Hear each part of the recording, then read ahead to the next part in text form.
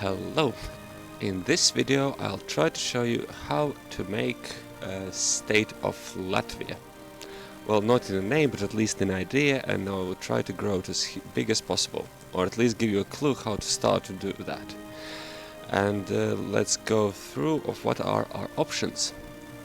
Well, first of all, I would suggest you to pick the nation of Livonian order, because they hold the lands which have the Latvian culture. If you take the culture map, we see that Latvian is over here, and the Livonian order has basically all the Latvian cultural lands. So far so good.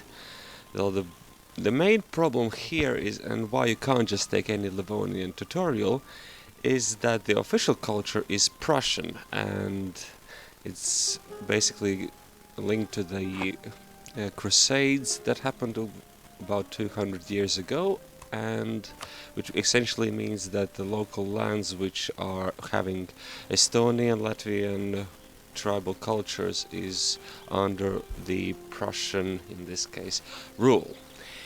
And what we're trying to do here is to convert, first of all, the whole Livonian order to Latvian culture. In order to do that, we'll have to accomplish this quest, which means accept cultural shift.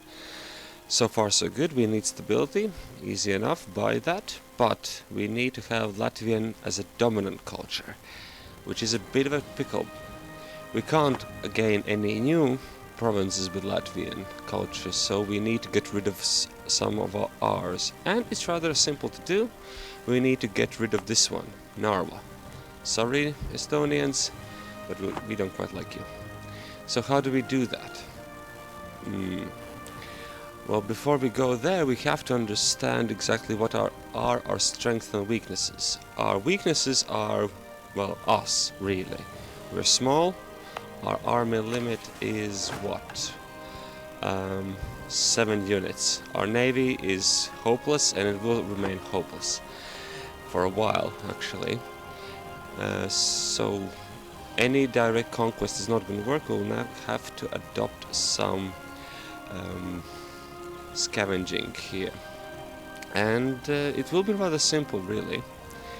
And why we'll need to expand a bit before we shrink, I'll explain later. So, first of all, let's see who are our friends. Our friends are Riga. They love us, and in fact they are rather useful.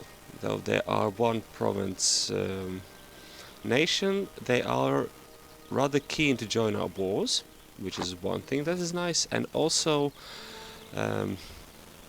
they will siege rather well.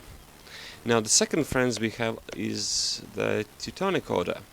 The problem with them is that they are doomed, rather doomed, really, because Poland will rather like to attack them.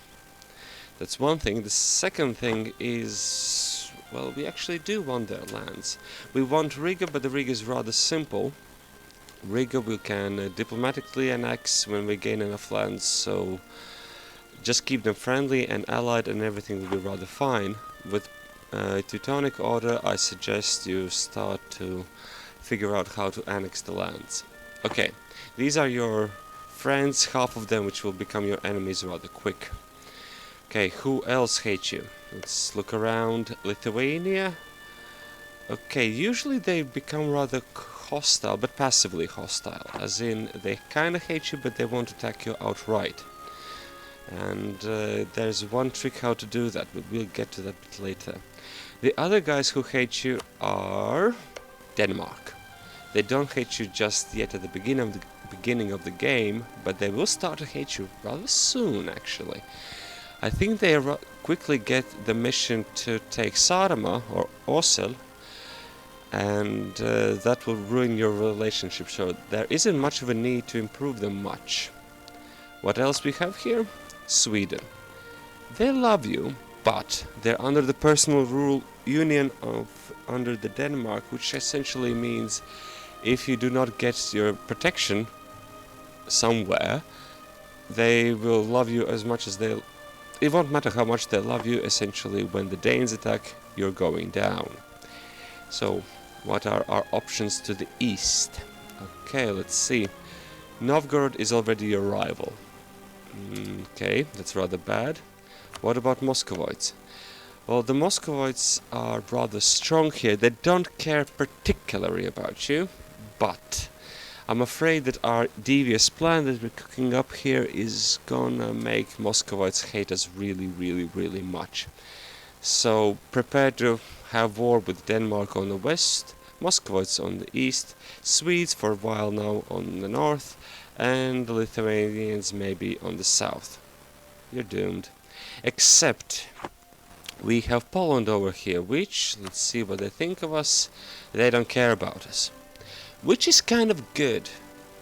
Because if they would love us, okay, it would be great if they loved us, but they don't hate us, which is nice, and we might not get them to attack for us, someone, and they will be reluctant to join any wars, but for now, I think it is perfectly adequate for them to protect us from the Danes and Muscovites and Lithuanians. Now, little future picking here. Poland will most likely form personal union with Lithuania, which means if Lithuanians want to attack us, it's not much of a problem because Poland won't let them. So our basically opening strategy is improve relationship with Poland, and we can start actually doing that. Relationship and improve. Okay, now let's go to Novgorod. Essentially, what we want from them, if we look at the culture map, the culture is rather important here. We can see that Estonian culture is rather related to the Finnish, Sami, Karelian cultures. So what we want to do, we want to make a state of Finland, which will unify as much of provinces as possible from here. So we want to make Finland with, I'm not trying to pronounce this land, Nieva, Karelia and Kola. So we will give these lands to Finns and we will sell them Narva. When we do that, we will have enough of Latvian culture dominance to culture shift. This is important because anywhere later in the game it's rather hopeless to do. So, in order to be able to wage war with Novgorod, we need to start claiming lands. I think in the Iron Man mode it is rather simple to do. We will have current mission to claim the lands, so great. Okay, what else we have here? Proper fleet, not gonna happen. Alliance with Lithuania, not gonna happen. Vassalize Riga, not gonna happen. Okay, we'll make covert action and fabricate claim on this land.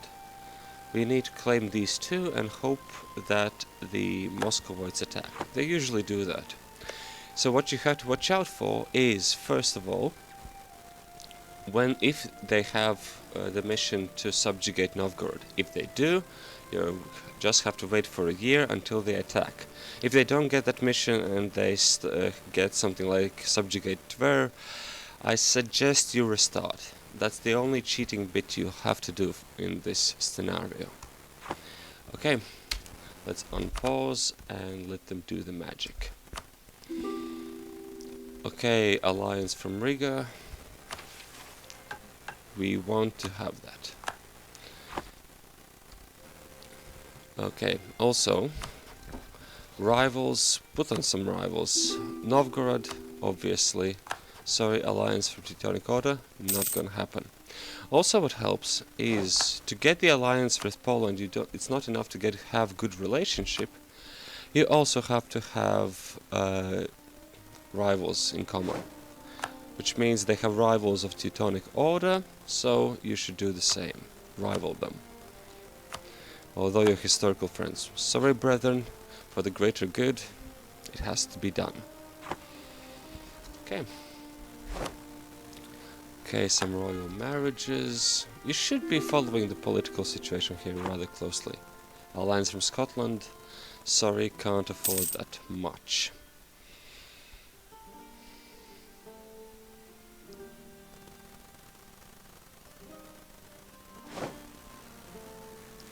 Okay.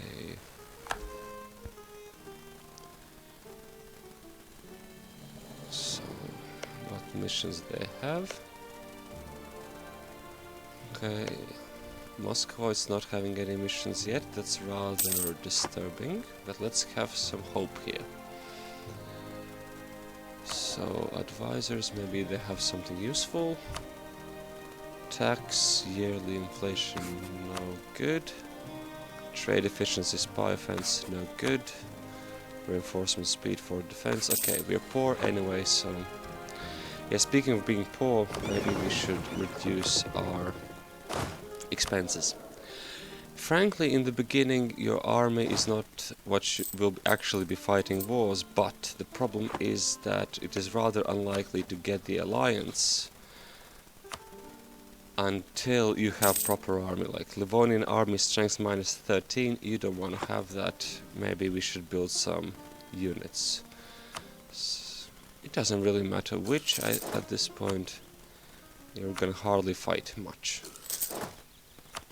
But you do need units for sieging. Okay. You can do the fun with recalling the diplomat and sending them again, which will speed up the improvement process. So, alliance is far away, but still achievable. Okay, nothing happening, nothing happening.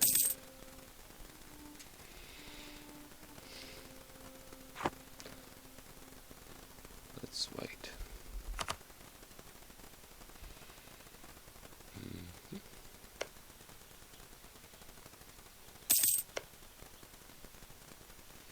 Actually, whilst you're improving the relationship with Poland, you can just, at the beginning of the month, recall the diplomat, improve relationship with Lithuania, then Riga, then Sweden, and then again with Poland, and it will be much faster than just improve one by one.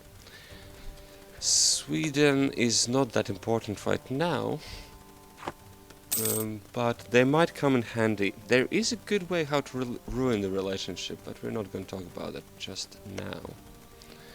Okay, Moscovites are not getting the mission. I'm getting nervous here. And thankfully Denmark has not yet got the mission to take Oslo. Also good. Now, patience.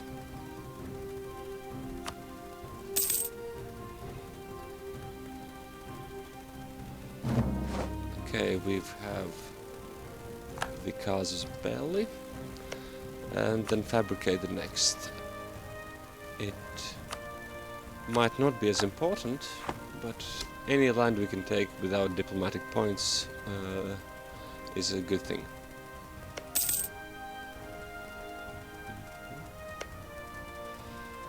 Okay, they have mission Danish trade, which is not sure what it is, but it means they won't be trying to attack us anytime soon, so we should be safe for time being. But still, insurance is everything. Okay, we can take alliance. Come on, don't be slow.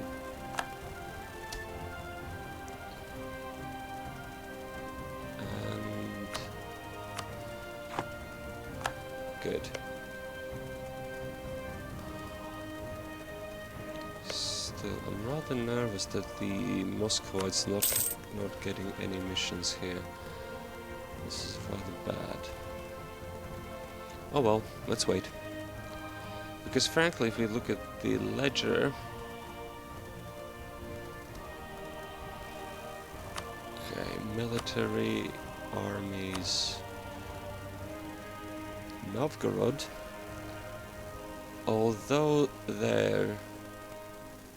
we have rather quite close parity. Their troop count is about only slightly less, and their manpower too, but even with, if we try to declare war, and though Riga will join gleefully, it will be rather a tricky business because they're a bit richer, and they are fighting defensive war in this case, which means that they will have an advantage, and we don't want to have a close call here. Okay, let's wait. Muscovites, please.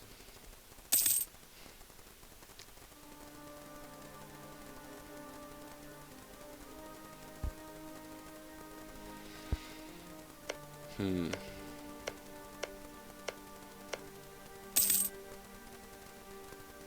some silly events, improve relationship, attack, proper fleet. No, nothing in that is of any use. Okay, whilst we wait, we might go over the ideas that you might want to have during this playthrough.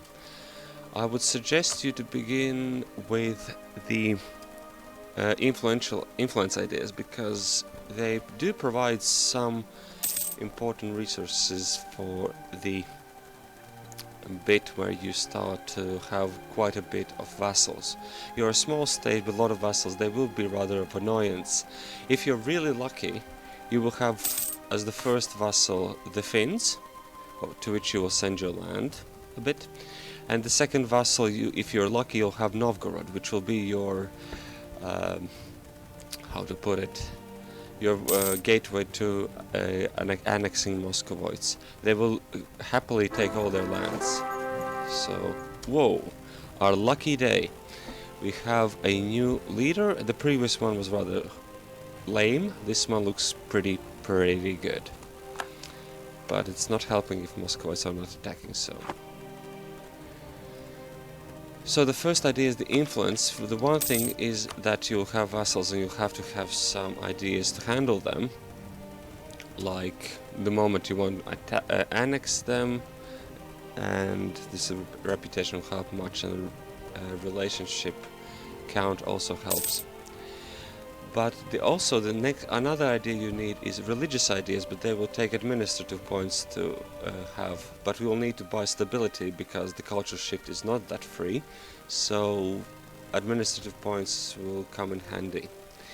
Also, you will need religious ideas, because if you look at the map, we'll try to eat into the Orthodox territory, and frankly, annexing Orthodox territories is rather problematic, because they have local missionary strength reduced, which means early on, although you're a religious order and have one extra missionary, they are not much of a help if it takes years to do that, which brings cultural unrest and all that, not cultural, religious unrest.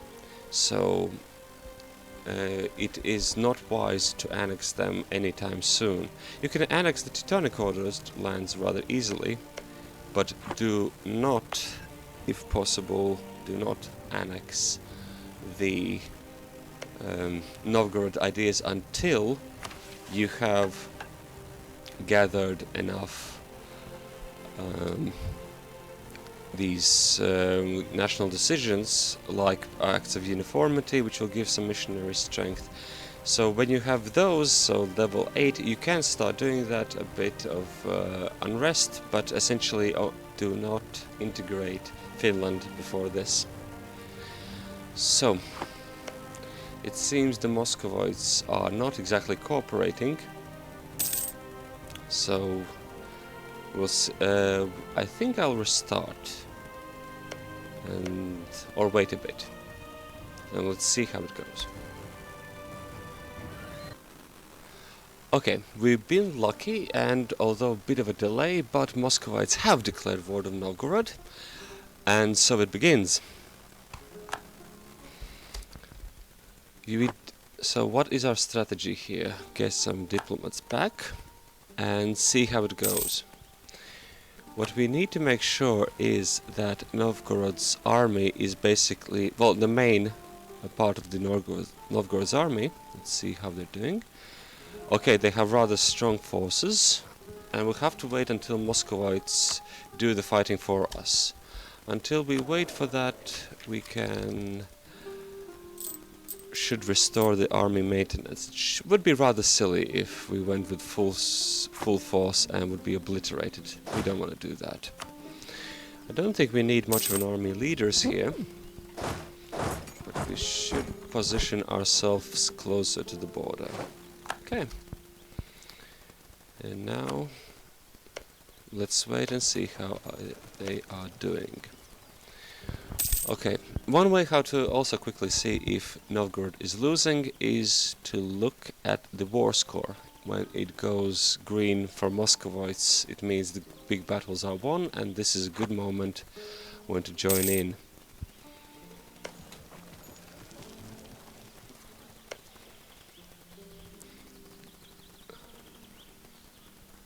Okay, let's verify the ledger.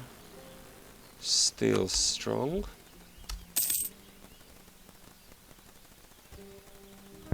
Okay.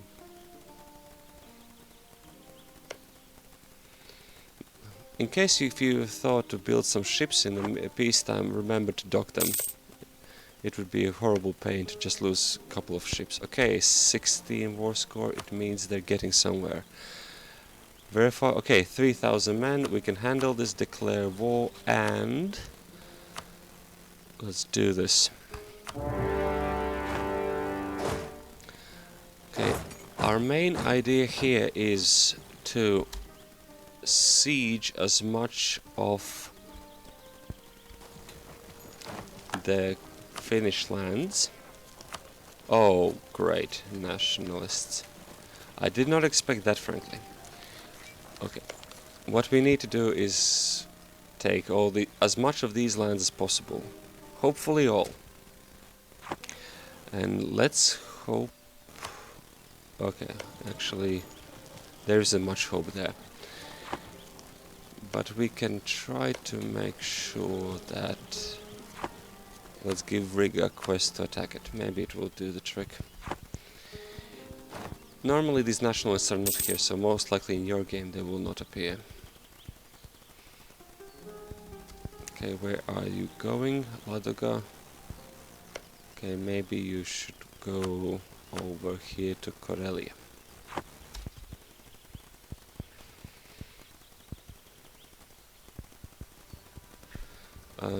Okay, they're not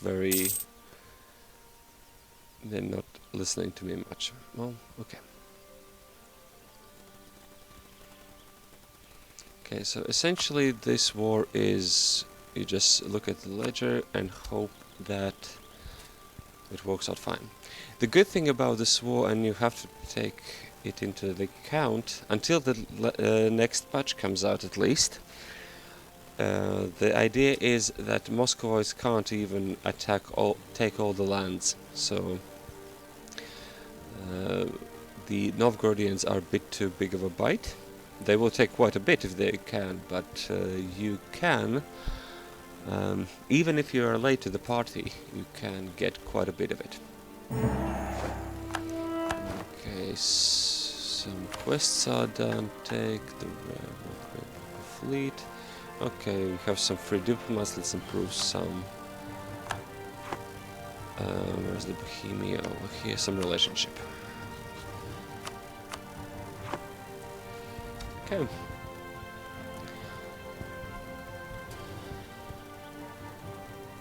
Okay then.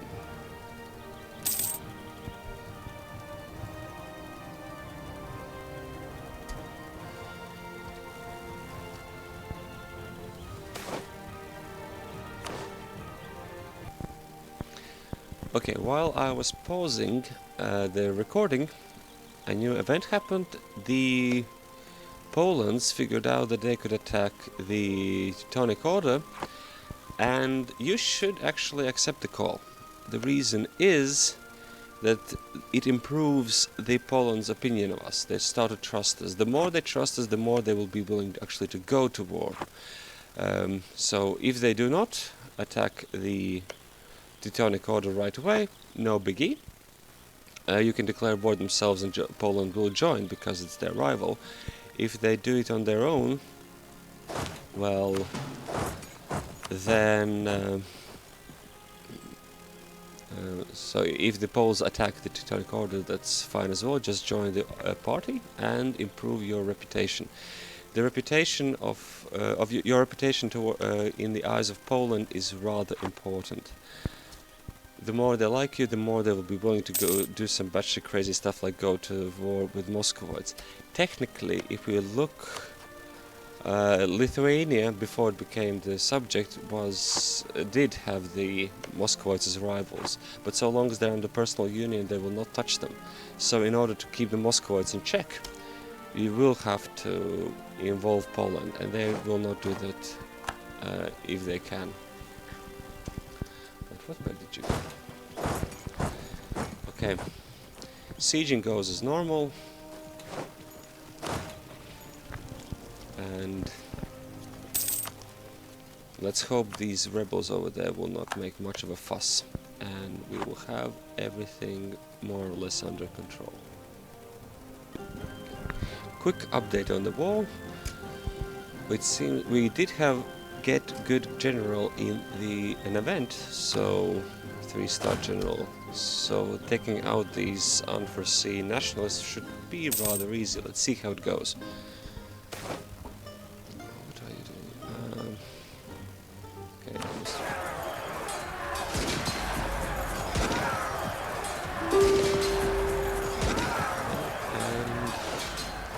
And it's a resounding success. Good.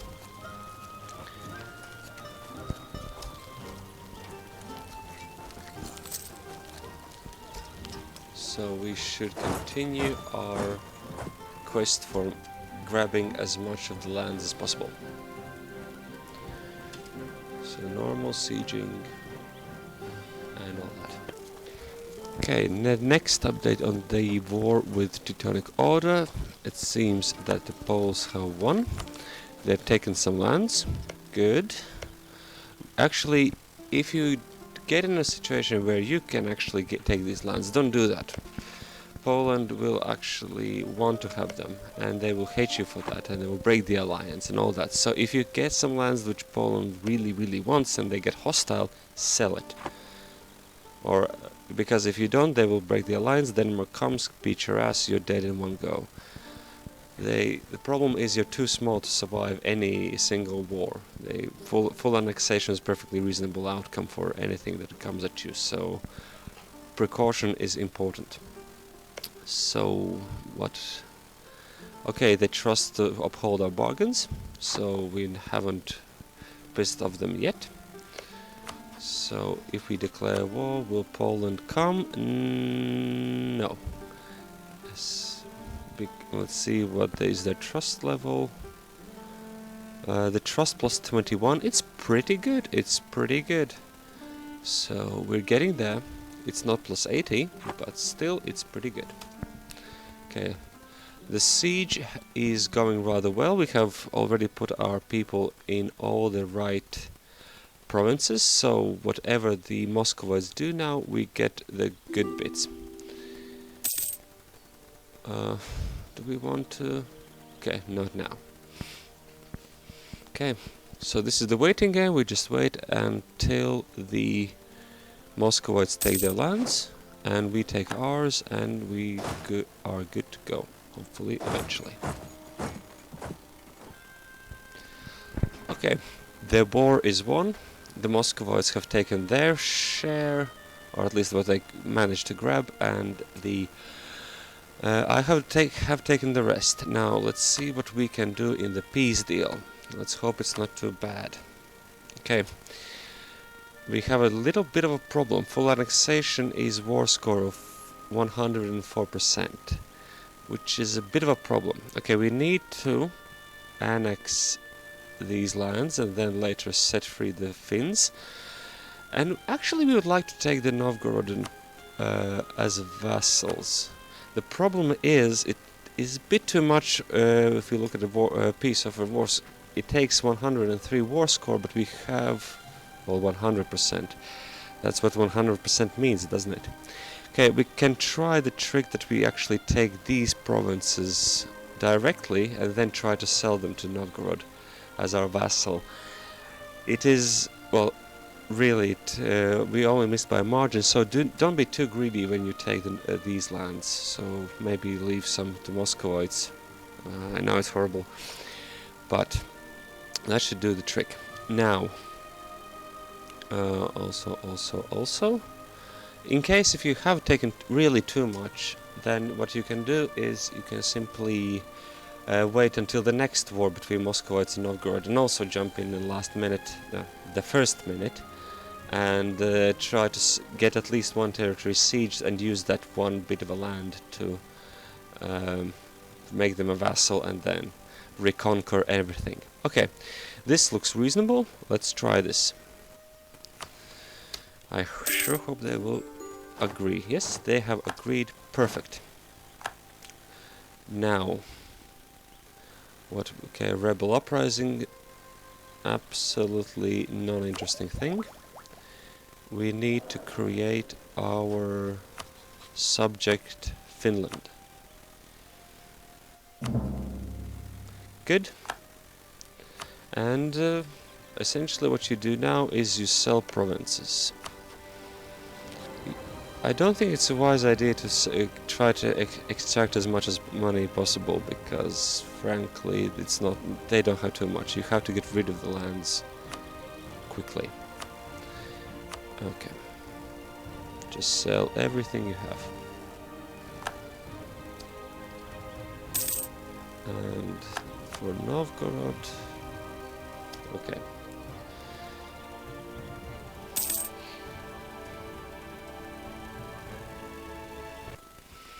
Okay, now we have created Finland and given them these parts, and Novgorod we have sold everything back. Right, what have we now? What can we do?